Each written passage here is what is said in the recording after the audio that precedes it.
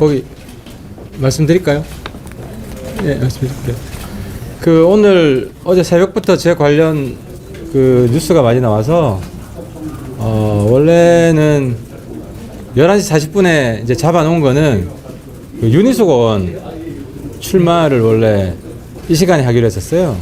그래서 제가 유니수건 소개하려고 잡아놓은 건데 이제 어제로 바뀌고 또 뭐 이제 저 관련 뉴스도 같이 나오고 해서 그냥 이 시간에 좀 설명을 드리는 게 지금 좀 매너겠다 싶어가지고 제가 나왔고요.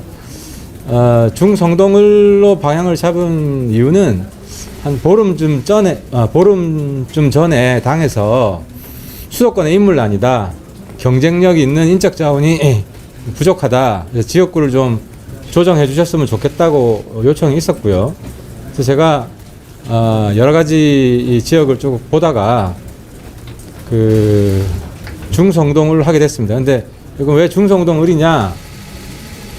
제가 이제 부산을 이제 포기하고 서울로 올 때 그때 이제 당과 상의를 많이 했었는데 한강벨트가 우리 당의 전략 지역이다 라는 걸 굉장히 강조를 했었고, 그래서 이제 지역구를 조정하는 데 있어서 한강벨트 지역을 유심히 좀 받고, 그래서 중성동 을지역이 이 한강벨트의 중심 위치에 있기 때문에 그 중심에서 제가 깃발을 들어야 되겠다 라는 생각을 했고요.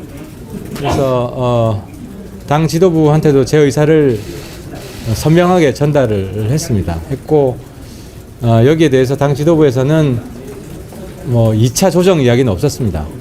없어서 제가 뛰어도 되겠다라고 판단을 했고, 그래서 이제 예비후보 등록을 이번 주에 하려고 준비를 하고 있던 상황에 이제 유니수건 갑 이야기가 나오니까 의뢰도 관심이 있어가지고 함께 뉴스가 좀 나온 것 같습니다. 뭐 추가로 질문 있으면 바로 받고 답변 드리겠습니다. 인력난이라고 말씀하셨는데 공교롭게도 오늘 이영전 장관이 같은 지역에 출마를 선언하셨고, 그리고 지난주에 이혜훈 전 의원도 출마를 선언했거든요. 어떻게 평가를 하시는지. 그렇죠. 사실 뭐 쉬운 일이 없죠. 쉬운 일이 없고, 지금 뭐 김경률 후보도 마포을 출마 선언 있고 나서 상당히 진통과 홍역을 치르고 있지 않습니까? 원래 선거라는 게 예측 못한 변수들이 많이 생깁니다. 이영 장관은 전혀 몰랐고요. 전혀 몰랐고, 이제 당에 제가 중성동을 의사 표시를 할 때 혹시나 뭐 이제 뭐 내정된 사람이 있느냐, 단연코 없다 라고 명확히 제가 들었고, 그래서 이제 중성동을로 진행하게 됐고요. 근데 이제 이영 후보죠. 이제 이영 후보는 오늘 알았습니다. 오늘 뉴스가 뜨고 알았고, 그래서 이제 어디 가나 사실은 어저께 이제 윤희숙 후보도 중성동 갑 출마 선언했지만 그 지역에도 이미 우리 당 출신 예비 후보들이 한 3분인가 4분인가 있습니다. 경쟁은 불가피합니다, 사실. 어느 지역이든. 그래서 이제 어쨌든 저는 뭐 경선까지 각오하면서 차분히 준비할까 생각하고 있습니다. 옆 동네에서는 지금 운동권과의 싸움 뭐 이런 얘기들 나오고 서울 곳곳에서 그런 얘기들 나오는데, 의원님 보시기에도 운동권 잘 아시잖아요. 어떻게 좀 이런 선거 전략을 생각하시는지. 저도 사실은 뭐 그 생각을 좀 했는데요. 조금 차이가 있는 것 같습니다. 이제 저 같으면은 같은 세대잖아요. 같은 세대라서 당에서는 좀 586 대 789 이런 구도가 좀 더 선명하지 않나 하는 생각을 하는 것 같고요. 그래서 만약에 당에서 저한테 서울 지역 어디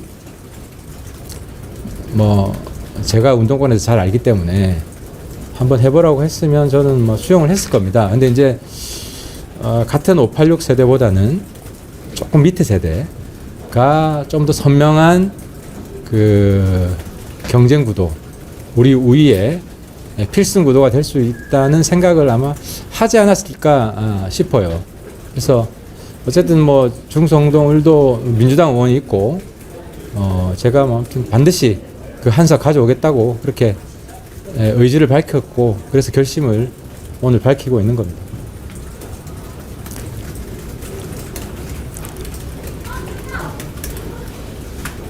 아까 지도부랑 논의를 좀 하셨다고 했는데 그 지도부랑 논의했을 때는 어떤 얘기가 있었는지, 지도부 쪽에서 어떤 의견을 전달했는지. 그게 이제 저한테 요구한 거는 아까 말씀드렸지만 수도권에 경쟁력 있는 인력 자원들이 좀 부족하기 때문에 효율적으로 좀 재배치될 필요가 있겠다. 라고. 출마하시고 난 이후에 지도부 의견을 출마 결정하신 이후에 그거는 제가 뭐 의사 밝히고 뭐 알겠다 이 정도. 예. 그리고 뭐 이제는 이제 공간위로 심사가 넘어가기 때문에 공간위가 결정해준 방침에 충실히 따르겠다.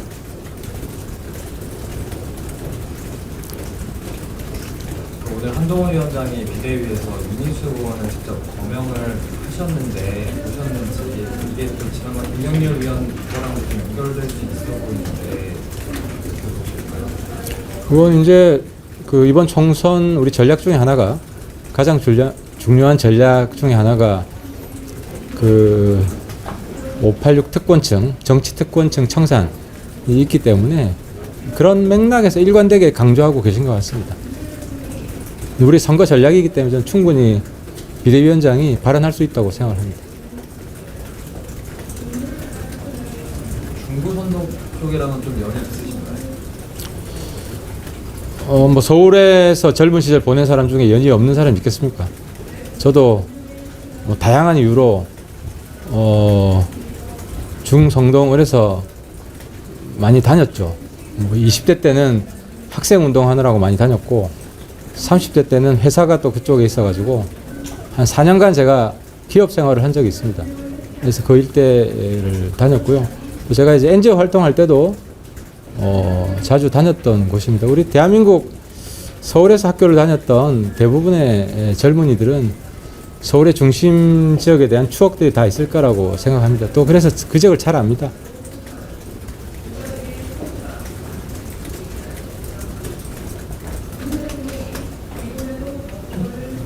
혹시 지상우 의원님 그 불출마 시기가 좀 어떻게 조율이 된 겁니까?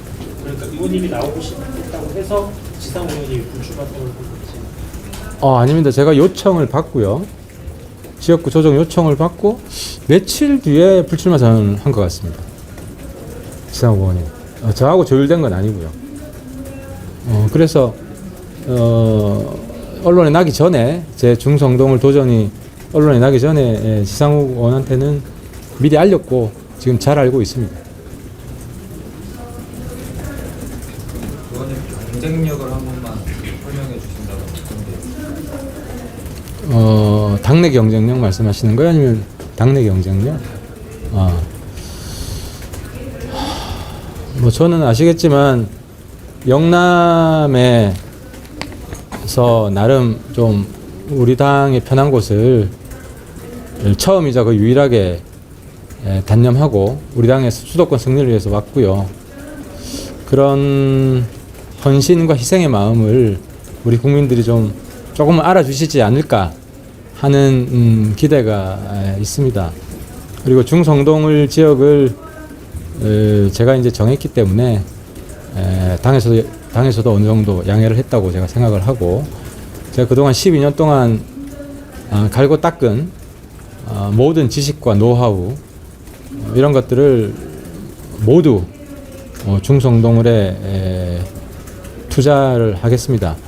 그리고 중성동을에서는 제가 초선 도전이기 때문에 중앙 정치보다는 지역 발전에 초점을 맞춰서 모든 걸 투입을 할 의지를 가지고 있습니다.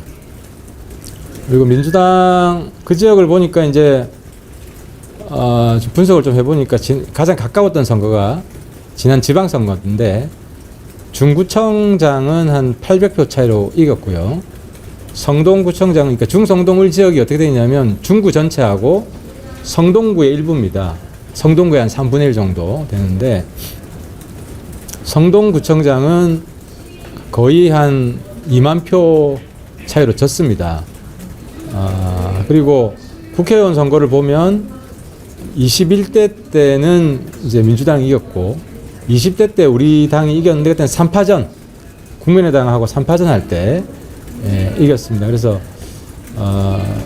우리 당의 결코 만만한 지역은 아닙니다만은 그래도 아무튼 제가 이 지역은 반드시 가져오고 이런 효과가 주변에까지 좀 확산될 수 있도록 어떤 그 제일 선봉에 서야겠다는 그런 다짐을 하고 있습니다.